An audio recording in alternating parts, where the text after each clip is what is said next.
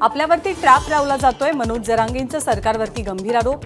सरकार मोठं षडयंत्र असणार असल्याची खात्रीलायक माहिती। मनोज जरांगे यांची मराठा समन्वयकांचं नाव न घेता गंभीर टीका। मनोज जरांगे आणि त्यांच्या समर्थकांना मुंबईत येण्याची वेळच येणार नाही।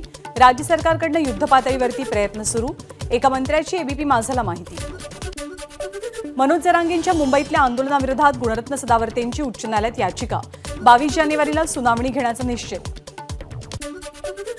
परभणीमध्ये मराठा बांधवांकडून मुंबईच्या मोर्चासाठी जोरदार तयारी। गोदापट्ट्यामध्ये घरोघरी अक्षता वाटप। एकच वारी 20 जानेवारीच्या परिसरात घोषणा।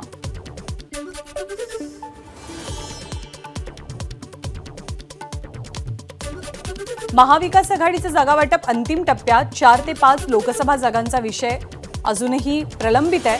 मात्र पुढच्या आठवड्यात जागा वाटपावरती अंतिम शिक्कामोर्तब होईल। विजय वडेट्टीवार यांची माहिती। संजय राऊत यांच्याकडून आणखी काय अपेक्षा? शिवसेनेचं 75% नुकसान। शिवसेनेचं 75% दुकान एकनाथ शिंदे यांनी बंद केलं। उरलेलं दुकान संजय राऊत बंद करतायत। सुधीर मुनगंटीवारांची टीका।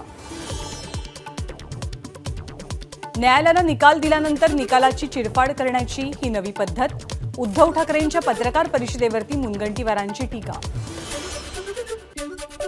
छत्रपती संभाजीनगरमधील विमानतळाचं महाविकास आघाडी सरकारकडनं छत्रपती संभाजी महाराज विमानतळ असं नामकरण। मात्र केंद्र सरकारकडनं 4 वर्षांनंतरही मंजुरी नाही।